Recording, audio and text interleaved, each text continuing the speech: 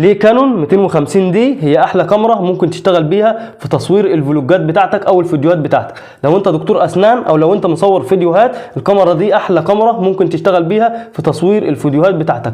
مبدئيا الكاميرا دي بتصور ب 24 ميجا بكسل، بتصور بصيغه 4K في الفيديو، وما تهيأليش ان انت تحتاج صيغه اعلى من كده. تمام. كمان الكاميرا فيها شويه مميزات، فيها ميزه ان هي فيها شاشه متحركه تقدر تصور نفسك لو انت بتصور فلوجات او لو انت بتصور اي حاجه وبتصور نفسك. كمان الكاميرا بتشتغل تاتش سكرين، فدي حاجه ممتازه جدا. كمان الكاميرا دي فيها اوبشن تاني، فيها خاصيه NFC وفيها خاصيه الواي فاي، يعني هتقدر تنقل الصور بتاعتك من الكاميرا للموبايل بكل سهوله. كمان الكاميرا دي وزنها خفيف، يعني وزنها هي والعدسه بتاعتها تمام مش هتكمل نص كيلو او 450 جرام بالظبط، يعني الوزن بتاعها لو انت بتصور في الشارع او لو انت بتمسك الكاميرا فتره طويله مش هتوجع ايديك خالص. وفي اخر الفيديو ما تنسوش تصلوا على النبي.